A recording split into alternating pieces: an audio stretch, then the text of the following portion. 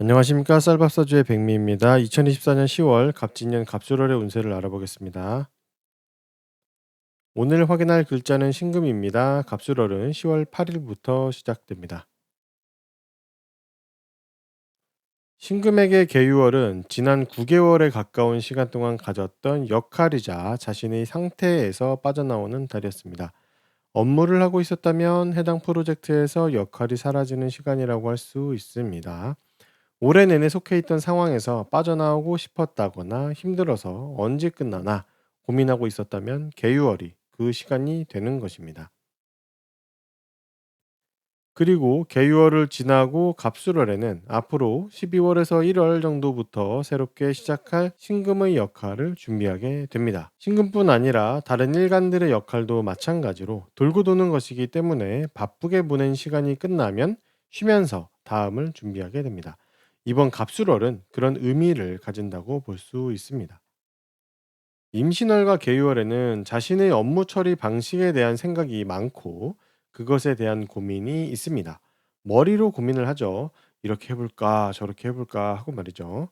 임신월에 여러 가지를 고민해 보고 계유월에 하나를 결정하게 됩니다.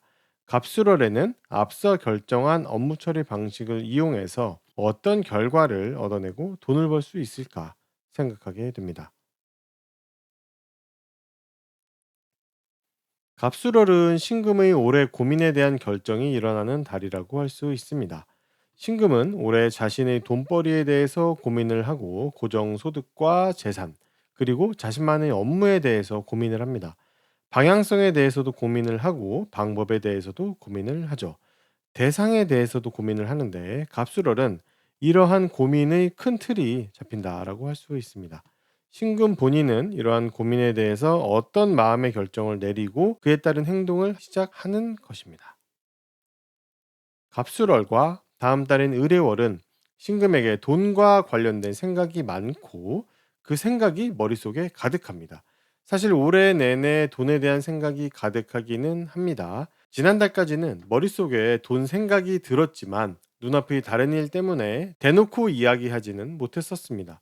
갑술월은 돈에 대한 생각을 대놓고 이야기하는 것입니다. 특히 다른 사람들이 돈 벌고 있는 방법을 나도 해볼까 하는 식이 되는 것이고 함께 무언가를 해보려는 것에 대해서도 생각합니다.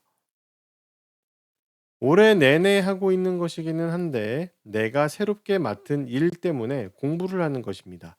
무언가를 계속 배워야 하고 배우려고 하는 그런 갑진년 세운이죠. 갑술월에는 그것이 조금 더 직접적으로 일어납니다. 다만 이번 갑술월에는 먼저 했던 사람을 통해서 배우게 되는 경우가 발생합니다. 갑술월에서 을해월로 지나가면서는 올 초부터 해왔던 신금만의 스타일을 고수하기가 어려워지고 다른 사람의 스타일을 따라야 할 필요가 생겨나기 시작합니다. 자신이 해왔던 스타일을 계속 유지하려고 하면 제대로 일하기가 어려워지고 그렇게 할 수 없는 상황도 발생하게 됩니다. 너무 고집 부리지 않아도 되는 시기이니까 이것을 인지하고 계시면 좋을 것 같습니다. 의뢰월부터는 공동체를 이끌고 책임지며 고객으로 놓고 신금이 업무를 해야 합니다. 이번 갑술월은 그 업무를 준비하는 최종 시기입니다. 갑술월의 준비를 잘 해놔야 의뢰월에 제대로 업무를 할 수 있습니다. 갑술월은 아직 그 고객이나 업무가 외부로 드러난 것이 아니기 때문에 비밀스럽게 진행되는 일이라면 그것도 신경 쓸 필요가 있습니다. 신금이 올해 2월부터 가졌던 공동체에 대한 의무가 끝납니다.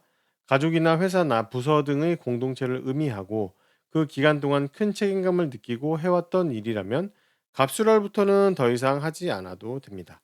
어떤 이득을 위한 생각이나 행위가 아니고 마땅히 해야 한다라는 당위성에 집중되었던 상황이었기 때문에 상당히 부담스럽게 여겨지기는 했습니다. 그래도 그것을 수행하면서 정신적인 만족감은 얻을 수 있었습니다. 신금의 월운을 알아봤습니다. 도움이 되셨다면 구독과 좋아요를 부탁드리겠습니다. 그럼 다음 영상으로 찾아뵙겠습니다. 감사합니다.